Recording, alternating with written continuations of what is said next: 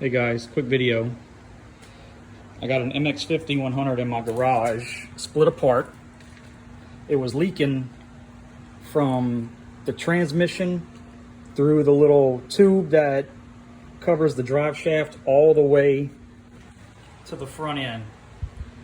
When the guy first brought it here, I thought it was gear oil, but usually gear oil will be dark and it'll have like a strong smell to it. So it ended up being hydraulic oil. After a little bit of research, I realized that it was more than likely this seal right here. The only thing that holds that oil in is this one double lip seal, and it's a little bushing that's got rubber on the inside, and it just rides in there.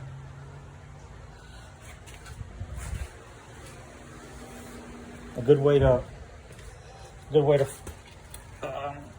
quickly diagnose it is if you got oil leaking from this little they call it a split plug pin. It's basically just to let water and other stuff drain out if you're doing a lot of heavy cutting.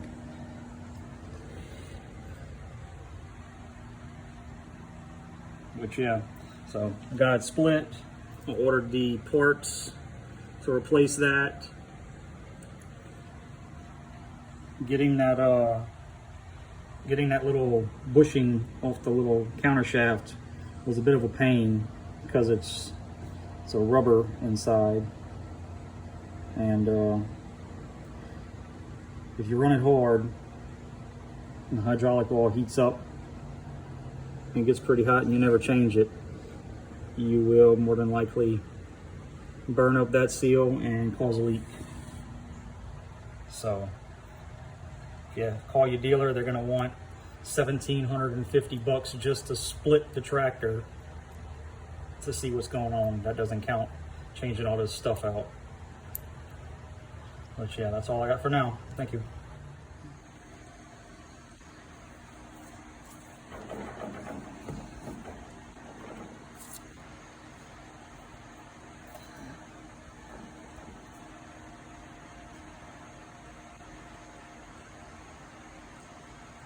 Yeah.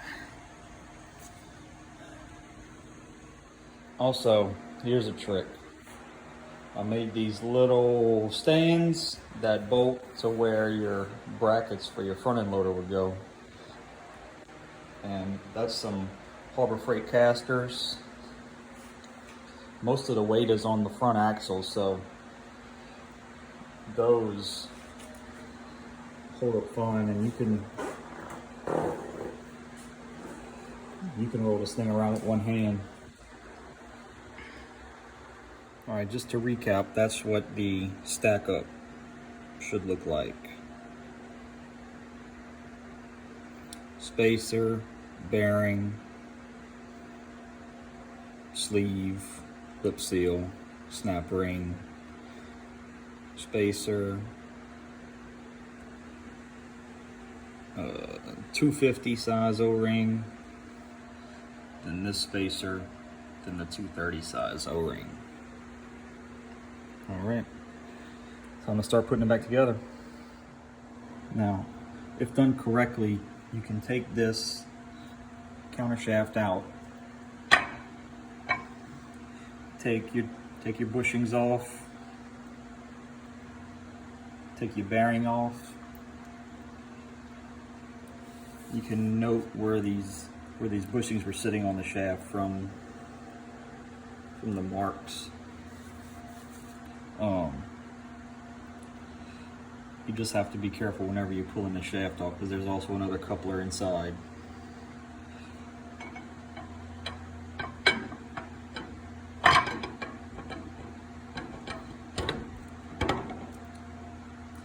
It's not much to it. Bearing is a slip fit. Get the bearing to slide in is whenever you purchase your parts, purchase a new tube, and it slides in like that. Next, put this little spacer in. And then your new double lip seal. If you don't have a tube or a pipe to push it in square, use the little encapsulating tube. Just make sure that you clean it real good. This is the inside one. Same thing with the lip seal. Just slowly go around. That way you don't pinch or cut the seal at the end of the tube. You got your lip seal pushed all the way back. You should push it back enough to see a circlip, a groove to put a circlip in. You got your bearing, sleeve, lip seal, and your circlip in. The last piece is to put your rubber bushing that rides in your double lip seal on the shaft. And once again, you can use this tube to push it up. I had to get this started with the tube and a couple light taps with a nylon hammer.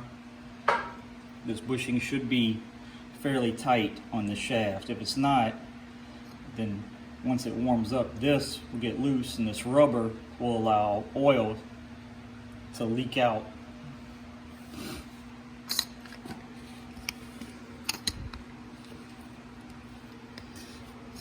And as you're pushing it in, be sure not to pinch or fold over the lip on the seal. And also, may I suggest, while you have it down, is a good time to inspect your throwout bearing and make sure that your clutch still has plenty of life left and it hasn't been soaked in oil, you know, from that leaking.